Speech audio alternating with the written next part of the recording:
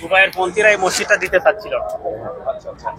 সেটা যাতে আমাদেরকে দেওয়া হয় বৈষম্য বিরোধী ভাবে, ওরা 4 সপ্তাহ চালায়, আমাদের 2 সপ্তাহ দেওয়া হয়। এটা যেন সমন্বয় করা হয়, অর্থাৎ ওরা 2 সপ্তাহ থাকবে, আমরা 2 সপ্তাহ, অথবা ওরা 4 সপ্তাহ থাকবে, আমরা 4 সপ্তাহ। বৈষম্য না থাকে।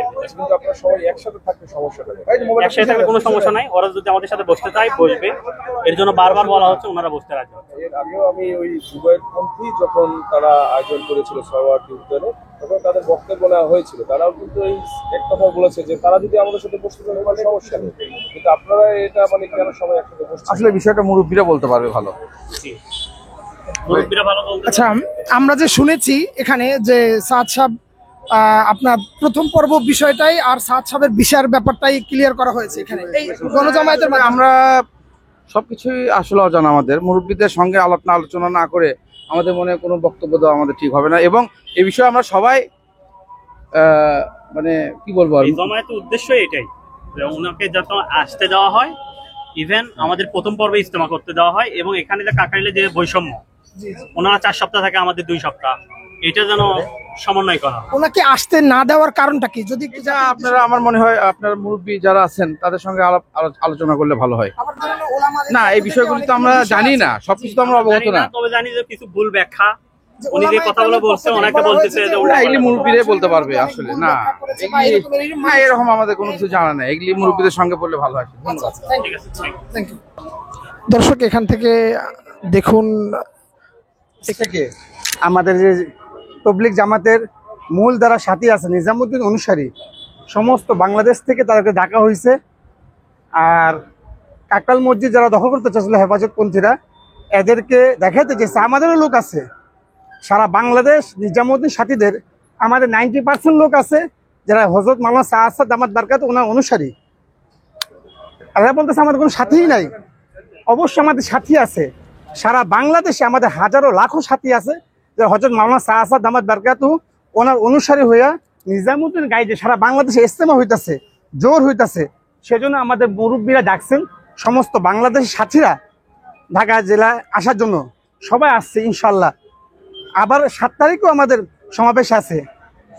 এটা হলো সরওয়ার্দী উদ্যানে আমাদের সমাবেশ আছে। এটা হলো বিশ্ব এই সমাবেশ, অনেকটা দেশ থেকে মহাসমাবেশ, অনেক দেশ থেকে লোক আসবে, আরব দেশ থেকে, পাকিস্তান থেকে, ইন্দোনেশিয়া থেকে, সারা বিশ্ব থেকে আমাদের লোক আসবে, আলেমরা আসবে। এটা আলেমদের সমাবেশ ডাকছে আমাদের কর্মীয় ভোট। জি, অবশ্যই আমরা অবশ্যই ইজতেমা করবো। কওমি মাদ্রাসা থেকে যে বলা হচ্ছে যে হেফাজতের যারা আছে যে সাদ সাহেবের আকীদার মধ্যে প্রবলেম এবং কোরআন শরীফের মধ্যে অপব্যাখ্যা, এই ব্যাপারটা আসলে তাদেরকে যদি একটুখানি। আচ্ছা, বলতেছি কি, দেখেন প্রথম সমস্যা হয়েছে হলো এমারত নিয়ে, আমির নিয়ে। যখন আমিরে সাবিত হয়েছে, সুন্নাত এবং কোরআনে সাবিত হয়েছে আমির, সে ঠিক আছে, তখন তাকে বিভিন্ন কথা দিয়া, আপনার অপব্যাখ্যা দিয়া তাকে ফাঁসানো হচ্ছে। আসলে হযরত মাওলানা সাদ দামাত বারকাত হক এবং আমাদের মূল ধারা তবলিগ হক, কিছু উগ্রপন্থী নামধারী ওলামায়ে কেরাম, সবাই না, অল্প কিছু সংখ্যক তার পিছে লাগছে। এটা তৃতীয় ব্যক্তি বলা যায়, এটা তবলিগের কোনো বিষয় না।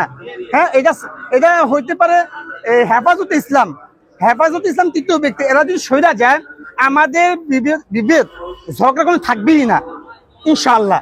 আচ্ছা, দেওবন্দ থেকে যে আপনাদের এই যে একটা দেওয়া হয়েছে, কেউ বলতেছে যে সাদ সাহেব রুজু করেছে, আবার বলতেছে সাদ সাহেব দেওবন্দে আসেনি, আমাদের সাথে কোনো কথা বলেনি। এই নিয়ে আবার অনেক সাদ সাহেবের যারা অনুসারী এবং হেফাজতের যারা অনুসারী, জুবায়ের সাহেবের যারা অনুসারী, এর মধ্যে যে একটা ঝামেলা হয়েছে, এই সম্পর্কে আপনার কি মন্তব্য? ইনশাআল্লাহ সাদ সাহেব 4 বার রুজু হয়েছে, এইটা আমাদের কাছে স্পষ্ট দলিল আছে, আমরা দেওয়া হয়েছে। এবং এটা দেওয়া হয়েছে, তারা জানে। তারা যদি আবার বলতে চায়, আমরা ওপেন চ্যালেঞ্জ দিচ্ছি, আমাদের ওলামায়ে কেরাম ওপেন চ্যালেঞ্জ দিচ্ছে, এরা আসুক বসুক, আমাদের ওলামায়ে কেরাম তাদের জবাব দিবে। যেমন আরশাদ মাদানী হাফিজুল্লাহ, উনি বলছেন আমাদের এই যে হক, দুটো পক্ষই হক, আপনি কেউ পক্ষে এন্টিফায়ার করতে পারবেন না।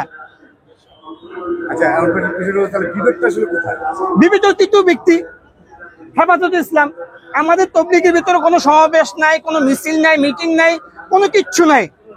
এরা বলতেছে আমাদের কোনো লোক নেই, সেজন্য সারা বাংলাদেশ থেকে তবলিগ জামাতে যারা আসছে, আজকে আমরা দেখাচ্ছি আমাদের তবলিগে নিজামুদ্দিন অনুসারী 90% লোক আমাদের পক্ষে আছে। সমাধান কি আসলে? দুই গ্রুপকে একটা মানে মুসলিম ধর্ম তো বলা হয় ঐক্যের কথা বলা হয়, ধর্ম কিন্তু বিভেদের কথা বলা হয়। জি জি, ঐক্যটা কেন? আমরা চাচ্ছি সবাই একত্রিত এক ভাগে ইস্তেমা হোক, আমরা চাচ্ছি। তারা বসতে চাইতেছে না আমাদের সাথে। আমরা চাচ্ছি ইস্তেমা একটাই হোক, হযরত মাওলানা সাহাসাদ দামাত বারকাতুহু উনি আসুক, আমিরে মাতাতে সারা বিশ্বে উনি যাচ্ছেন, ইস্তেমা হইতেছেন। বাংলাদেশে কেন আসতে সমস্যা? এই যে একটা তৃতীয় ব্যক্তি, এই ব্যক্তিকে যদি আমাদের মূল ধারা তবলিগ থেকে সরে যায়, হেফাজত সরে যায়, আমাদের ভিতরে কোনো বিবাদ নাই। 100 বছর তবলিগ, এই তবলিগের কোনো মিছিল কুচ্ছ হয় না, কখনো হয় নাই, কখনো ঝগড়া, কখনো মারামারি হয় নাই। যখন তৃতীয় ব্যক্তি এন্টিবার হয়েছে, আমাদের ঝামেলা শুরু হয়েছে। ইনশাল্লাহ এরা চলে গেলে আমাদের ঝামেলা মুক্তি হয়ে যাবে। আমার নাম মোহাম্মদ হোসেন আহমেদ, মিরপুর 1 নম্বর সাথী। কোথা থেকে এসেছেন? মিরপুর 1-এর সাথী আমরা, 308 নম্বর হালকার। আজকে এই ইস্তেমা নিয়ে জি আমাদের মুসলমান ভাইদের মধ্যে যে বিরোধটা, জি সে তার কি কি সমস্যা এগুলার প্রশ্নের জবাবদিহি করলে ওনাকে সবাই মিলে সব বাংলাদেশে ওলামায়ে কেরাম যদি আসে ওনাকে বলে যে আপনার এই ভুল, এখান থেকে তওবা করে ফেরত যান, বাস হয়ে গেল সব সমস্যার সমাধান। এনারা কি করবে? ওনাকে আসতেও দিবে না, ওনার সাথে বসতেও যাবে না। ওনাকে যে ভুলগুলা ওইখান থেকে রুজু করাই নিচ্ছে, রুজুগুলা মানবে না। রুজু হচ্ছে যে ভুলগুলা শুধরাই নিছে, ভুলগুলা আর করবে না, এরকম কি ভুলগুলো একটু যদি ক্লিয়ার ভুলগুলা এগুলা সব বানোয়াট ভুল, তাহলে বানোয়াট ভুলে মানে যেগুলা হযরত ওমর ফারুক রাদিয়াল্লাহু তাআলা আনহুর হাদিসগুলাই নকল করছে উনি। হযরত ওমর ফারুক রাদিয়াল্লাহু তাআলা আনহুর হাদিসগুলাই উনি কপি করছে জাস্ট। আমাদের হযরত জি মাওলানা সাদ সাহেব, হ্যাঁ এটা অন্যায় তো কিছুই না। বাকি এখানে আলেম ওলামাদের মজমায় দাওরাহ হাদিসের ছাত্ররা যখন ফারেক হয়, ফারেক হওয়ার পরে এরা সবাই অন্য অন্য জায়গায় চলে যায়। এই মজমায় হযরত জি বয়ান করছে আলেমদের মজমায় যে এই ভিডিও মোবাইল নিয়ে আপনারা কম ব্যবহার করবেন। এই ভিডিও মোবাইল যদি ব্যবহার করেন, এটার দ্বারা কি হবে, আওয়ামরাও সবাই এটা ব্যবহার চালু করে দিবে। আর এই ভিডিও মোবাইল নিয়ে নামাজ পড়া আর একটা টিভি, বন্ধ টিভি নিয়ে নামাজ পড়া একই কথা। এরকম কিছু কথা বলছিল খাস মজমায়। এটা আলেমদের জন্য শোভা পায় ওই মজমার, ওই মজমায় এই কথাগুলোকে বিকৃতি করিয়া কাটছাট করার পরে ইসলাম সম্পর্কে যে এই বিষয়গুলোকে বিকৃতি করছে। ছোট ছোট 30 সেকেন্ডের, 1 মিনিটের, কোনো ওদের কাছে একটা ভিডিও অথবা অডিও 30 মিনিটের, 40 মিনিটের ভুলভাল এরকম নাই। আমাদের ওই যে মুফতি আব্দুল মালেক সাহেব, যিনি এখন আমাদের বাইতুল মুকাররমের খতিব আর কি, তো উনি কিছুদিন আগে একটা বয়ানে বললো 2016 সালের ইজতেমার ভুলের কথা। এতদিন থেকে এই ভুল কোথায় ছিল? 2024-এ এসে এই ভুল বাইর করতে হবে ওনার। আর ভুল ধরছে যে ওনার মানে বচন ভঙ্গিতে ভুল। সাদ সাহেবের ওটা বচন ভঙ্গিতে ভুল। কারো যদি বচন ভঙ্গিতে ভুল ধরতে হয়, তো আমার বচন ভঙ্গি কেমন আপনারা যারা আছেন এখানে আমার বচন ভঙ্গি থেকে বুঝতেছেন। তাহলে ওইখানে 2016 সালে কি মুফতি আব্দুল মালেক সাহেব উপস্থিত ছিলেন ওই ইজতেমা মাঠে? ওনার বচন ভঙ্গি কি সামনে বসে থেকে দেখছেন? এই যে সূক্ষ্ম সূক্ষ্ম বিষয়গুলা, এগুলো যদি বসে, যে যার ভুল সেও বসে আর যে ভুল ধরছে সেও সামনাসামনি বসে, তখন একটাই সমাধানের পথ, এটাই সমাধানের পথ। আমরা বাইরে থেকে যতই বিকৃতি করবো তত খালি বাড়তেই থাকবে।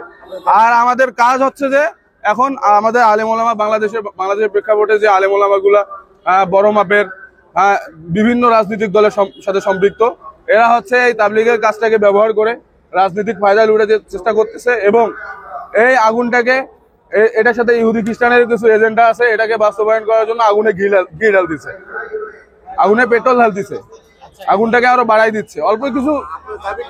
আমাদের দাবি একটাই, আমাদের যে কোনো মূল্যে আমরা হযরতজিকে আমাদের ইজতেমায় চাই। উনি পুরা বিশ্বে এমন কোন একটা দেশ দেখাতে পারবেন না যে এই দেশে উনি নিষিদ্ধ। একটা কোনো দেশ দেখাতে পারবেন না বাংলাদেশ ছাড়া যে উনি নিষিদ্ধ। এবং সাদ সাহেবের নামে এরকম অজাহাতি জোর হয়েছে, এরকম সাদ সাহেবের নামে তারা মিছিল করতেছে, সাদ সাহেবের ফাঁসি চাই, হ্যাঁ সাদ সাহেবের 2 গালে জুতা মারো তালে তালে, এরকম একটা কোনো দেশে দেখাতে পারবেন না বাংলাদেশ ছাড়া। তো পুরা বাংলাদেশের সব থেকে বড় বড় আলেম হচ্ছে ইন্ডিয়াতে, দারুল উলুম দেওবন্দ। পুরা বাংলাদেশের সব থেকে বড় আলেম সৈয়দ আরশাদ মাদানী, আরো বড় বড় আলেম দেওবন্দের আলেম। তারা তো কোনোদিন কোনো এই সাদ সাহেবের বিরুদ্ধে দেওবন্দের ছাত্রদেরকে দিয়ে মিছিল মিটিং, এদের সমাবেশে 5 নভেম্বরের সমাবেশের মতো সমাবেশ করতেছে না। একটা দেখাও, ওরা তো করতেছে না।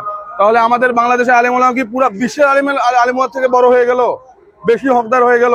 এরাই সব বুঝে, আর অন্য দেশে আলেম ওলামা কিছুই বুঝে না। আমার কথা এতটুকুই, আমরা চাই এটা সমাধান হোক। আর আমাদের এখন পারিবারিক সংঘর্ষ হয়ে গেছে। এটা আমার নিজের বড় ভাই এখন ওই দিকে, আমি আর একদিকে, অথচ এই তাবলিগে মেহনতের বরকতে ওরা বড় বড় আলেম হয়েছে। একজন চিল্লাই গেছে একদম। ঠিক আছে ভাই, না আমাদের কোনো অভিযোগ নাই কারোর পন্থী হিসাবে। সবাই যদি দুই দলে হক হয়, দুই দলে ইবাদত করুক, ইজতেমা করুক, কোনো অসুবিধা নেই, ঠিক আছে। কিন্তু কাউকে বাধা দিবে এরকমটা আমরা চাই না। আপনার মেলার আশঙ্কা আছে কিনা যে সবাই আবার একসাথে হবে? সবাই একসাথে, আমরা দোয়া কান্নাকানি রোনারারি করতেছি আল্লাহর কাছে, সবাই যেন একসঙ্গে হয়ে যায়, এটাই দোয়া করতেছি। আলহামদুলিল্লাহ, আজকের এই সমস্ত কিছু আমাদের জমায়েত যেটা একসাথে হওয়া, এটা আসলে তবলিগের অ্যাকচুয়াল যেই বিষয়টা সেটাকে প্রকাশ করার লক্ষ্যেই, যে আমরা কখনো বিশৃঙ্খলা চাই না, আমরা কখনো এরকম সংঘাত চাই না, দেশের মধ্যে একটা অরাজক পরিস্থিতি তৈরি করা, এই করা সেই করা, এরকম হুমকি ধামকি আমাদের মধ্যে আসলে নাই। এই যে দেখেন বয়ান হচ্ছে, আলহামদুলিল্লাহ প্রত্যেককে শান্তিপূর্ণভাবে অবস্থান করার জন্য, এখান থেকে যখন সবাই চলে যাবে তখন এই শান্তিপূর্ণভাবেই যেন আমরা চলে যেতে পারি। পুরো বাংলাদেশের 64 জেলা থেকে এখানে আমাদের সাথীরা আসছে, আর এই সাথীরা আসার কারণে এখানে আমাদের যে শান্তিপূর্ণ অবস্থান, এটাই আমাদের জন্য বিশেষ একটা দাওয়া যে তবলিগের আসল মেহনতটা কোথায়। দেখেন তবলিগের এই মেহনতের কারণে আমরা মসজিদ থেকে সমস্ত কিছু পরিচালিত হবে, এটাও কাকরাইল মসজিদ থেকে পরিচালিত হচ্ছে। মাঠে গিয়ে ময়দান কাঁপানো, এইটা আসলে আমাদের এখানের মধ্যে থেকে নাই। আচ্ছা, মানে আর একটা বিষয় হচ্ছে সাদ সাহেবের প্রবলেম, মানে ওনার ব্যাপারে যে রুজুর ব্যাপারে হচ্ছে, এই বিষয়টা একটু বলেন, কোন বিষয়ে মানে সমস্যাটা, কেন আসতে দিচ্ছে না তাকে?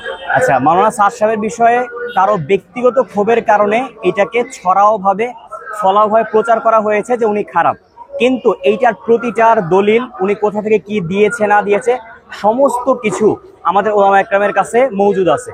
কেউ যদি চায় এটা যাচাই করে দেখতে পারে, এবং তাদের মনে সাহস আছে, এজন্য তারা ওপেন চ্যালেঞ্জ দিয়েছে যে যত প্রকার আপনাদের সমস্যা রয়েছে মাওলানা সাদ সাহেবের প্রতি, আমরা সবগুলো কোন কিতাবে আছে, কোথা থেকে রেফারেন্স দেওয়া যায়, আমাদের কাছে সব মজুদ আছে, আপনাদেরকে অবশ্যই আমরা দেখাতে পারবো। এই চ্যালেঞ্জটা অ্যাকসেপ্ট করতে পারলে পরেই আশা করা যায় সমস্ত সমস্যার সমাধান আসবে। কিন্তু আমাদের অপরপক্ষে যে ভাইরা আছে, আমি তাদেরকে এরকমটা বলতে চাই, তারা যেন সমস্যার সমাধানের দিকে আগায়, না সংঘাতের দিকে আগায়। আসলে ওলামা ইকরামের দায়িত্ব, এটা আমি বলার কেউ না, এটা ওনারা ভালোই জানে।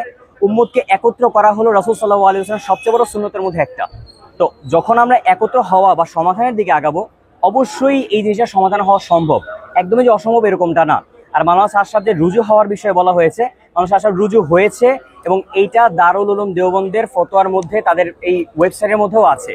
এখন বাংলাদেশের মধ্যে থেকে কিছু সমস্যা যে তিনি হয়নি, এখন একটা সত্য বিষয়, একটা সত্য বিষয়কে যখন নাকি কেউ বিভিন্নভাবে প্রচার করা শুরু করে, তাহলে ভালো মানুষকে খারাপভাবে রিপ্রেজেন্ট করা সম্ভব। তো এইভাবেই আসলে ব্যক্তিগত কোনো ক্ষোভের দিক থেকে এই জিনিসটা হয়েছে বলে আমি বিশ্বাস করি। কোন বিষয়টা আপনার রুজু করেছে এবং মানে সমস্যাটা কি হয়েছিল, মানে তাকে কোন বিষয় করা হয়েছে? এটা যদি আমি স্পষ্ট বলি, তাহলে আপনারা ইন্টারনেট খুঁজলে অবশ্যই সবকিছু পেয়ে যাবেন। মূল বিষয়টা হলো রুজু করার যে বিষয়টা, উনি যেই বিষয় দারুল উলুম দেওবন্দ ওনাকে ধরছে যে না এই বিষয়গুলো ভুল হয়েছে, উনি বিনা বাক্যে ওইখানে সমস্ত মানুষের সামনে এটাকে রুজু করছে। আচ্ছা, আর একটা ব্যাপার হচ্ছে যে জাতির উদ্দেশ্যে আপনাদের কিছু বলার আছে, যে আবার ঐক্য হবে, আবার সাদ সাহেবের বয়ান শুনতে যাবে। যখন আমরা তাবলিগে গিয়েছিলাম, তখন বলা হয়েছে ওলা তলাবাকে নিয়ে বয়ান করতে আর 12 বাজে AM। তো সবাই এইভাবে যাইতো, কিন্তু এই যে একটা ফারাক হয়েছে, এই ফারাকটার গ্যাপটা যে হয়েছে, এটা কি পূরণ হওয়া সম্ভব? মাওলানা সাদ সাহেবকে আগে বাংলাদেশে আসতে দেন, দুই পক্ষকে একসাথে বসান, দুই পক্ষ একসাথে বসে যে শান্তিপূর্ণভাবে একটা সিদ্ধান্ত নিতে পারে, অবশ্যই আমি আশা করি এটা একটা সমাধান সম্ভব।